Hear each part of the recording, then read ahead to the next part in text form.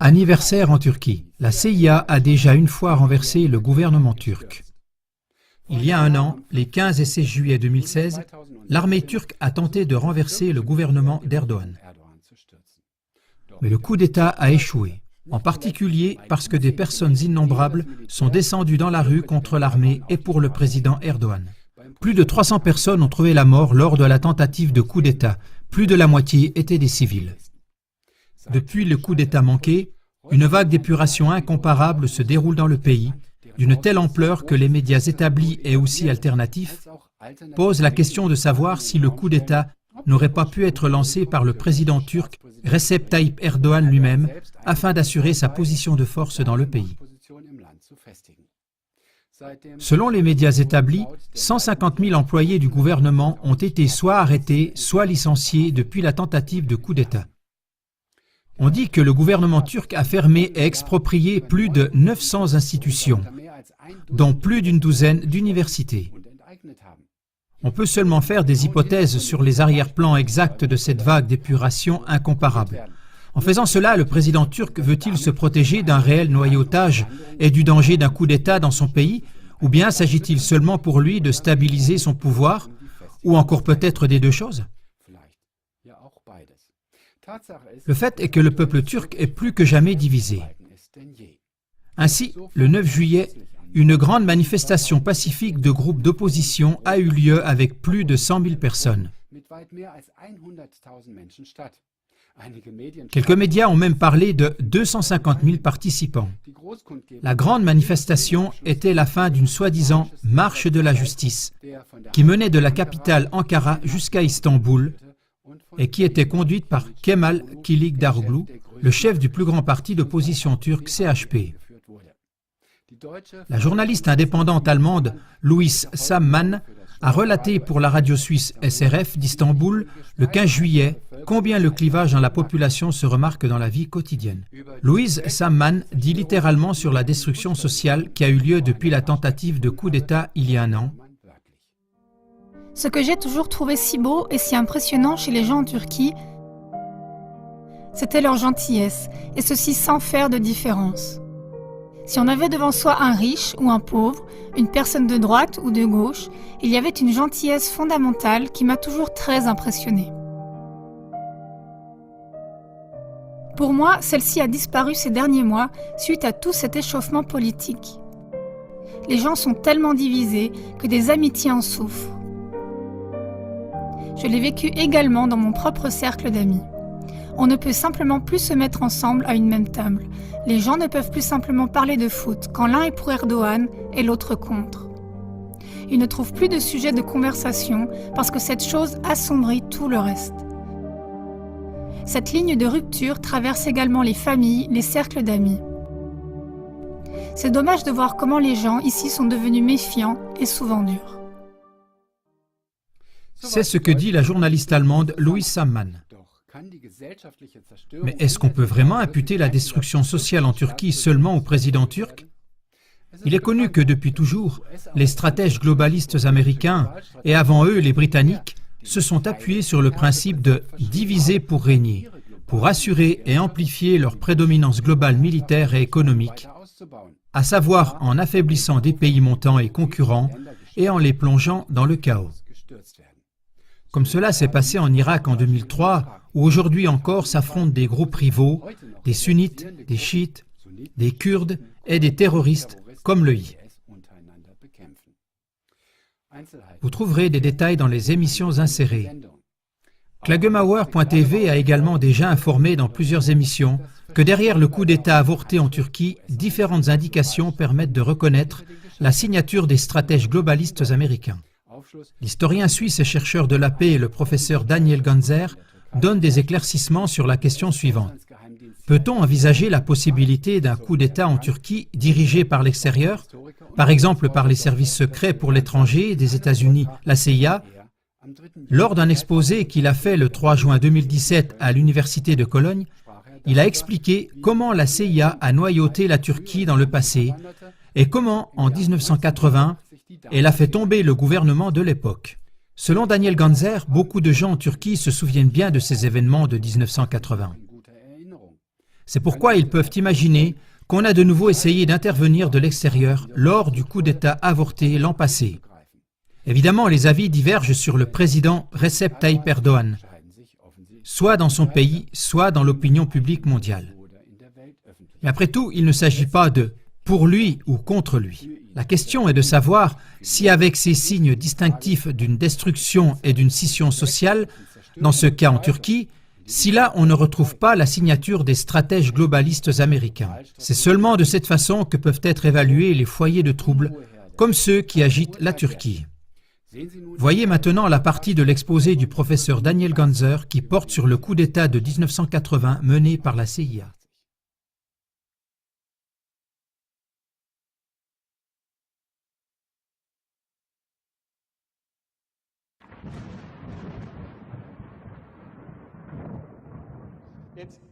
Donc, il y a eu un coup d'État en Turquie, 1980.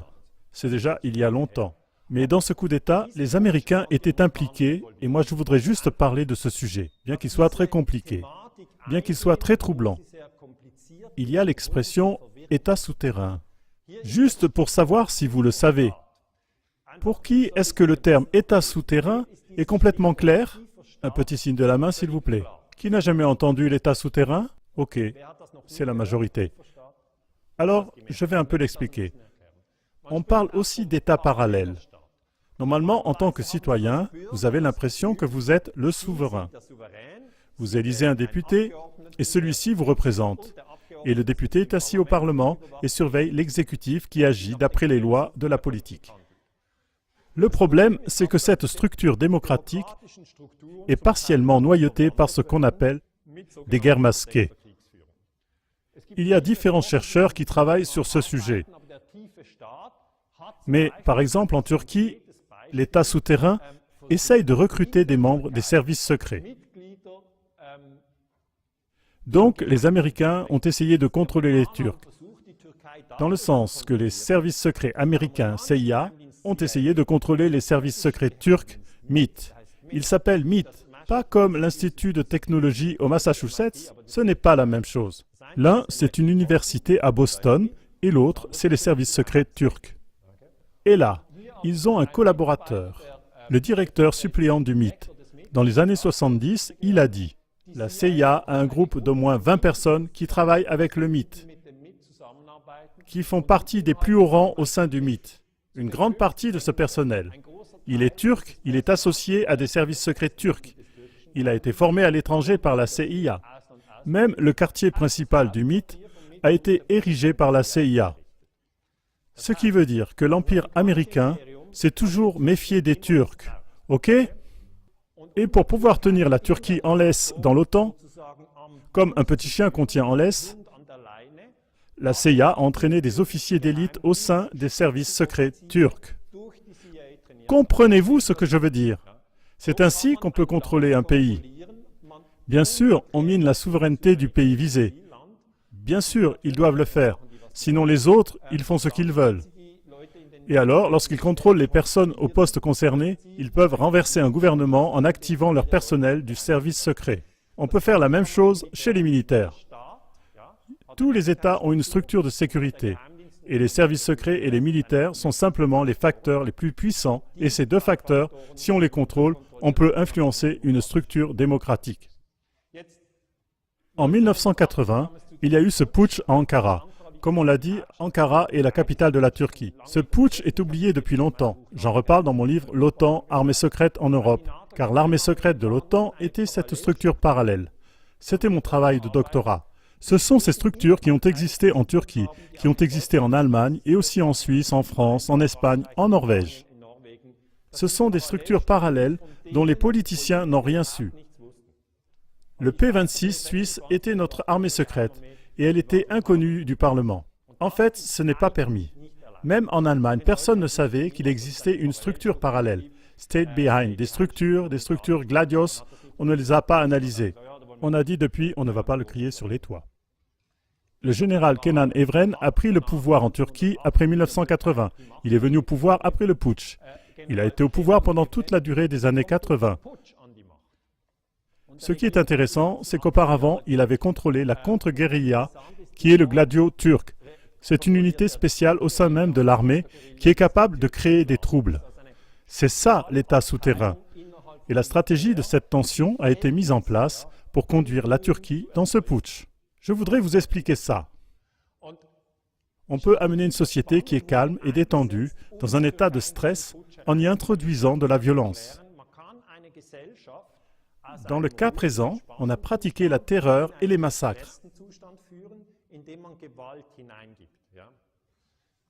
Qui se cache exactement derrière? C'est très difficile à savoir. Et c'est là qu'intervient l'armée pour rétablir la sécurité. Vous voyez l'astuce? D'abord, vous allumez un feu chez le voisin. Vous mettez le feu à un mur. Ce n'est pas ce que je vous conseille de faire maintenant. Ne le faites pas. Et puis, après coup, vous dites, « Je fais partie des pompiers, je vous aide, je m'occupe de la maison. » Et c'est naturel, non? Il crée le problème et après, il se présente comme la solution. C'est ça, l'état souterrain, et c'est la stratégie de la tension. On crée la tension pour créer chez les gens l'acceptation que quelque chose doit se passer. Je ne dis pas que tout ce qui se passe vient de l'état souterrain, mais certaines choses qui se passent viennent de l'état souterrain. Et c'est ce qui rend la chose très difficile pour les historiens, de trouver qui tire les ficelles. Les massacres étaient une provocation du mythe.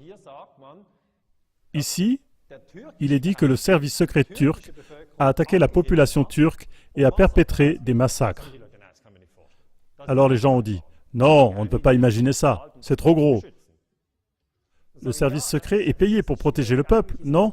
Et je dis, oui, c'est difficile en fait, c'est ça l'idée. Mais cela s'est passé en Italie aussi, des erreurs de fonctionnement où les services secrets sont mêlés à des attentats terroristes pour choquer la population. Je sais, pour beaucoup, c'est le monde à l'envers. Mais c'est tout simplement mener des guerres cachées. Vous pouvez aussi le refuser et dire « Je ne le crois pas, ça n'existe pas ». Ou bien vous pouvez l'analyser, mais ne l'analysez pas trop longtemps, parce que ça tire vers le bas. Alors vous feriez mieux d'aller dans la nature vous détendre. Mais c'est tout simplement pour que vous l'ayez entendu une fois.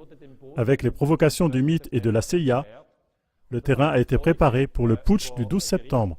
Et c'est ce qu'un témoin a dit devant le tribunal. Je tire cela d'une publication turque, Kurtulus. Bien sûr, je ne lis pas le document en turc, mais seulement des traductions en allemand.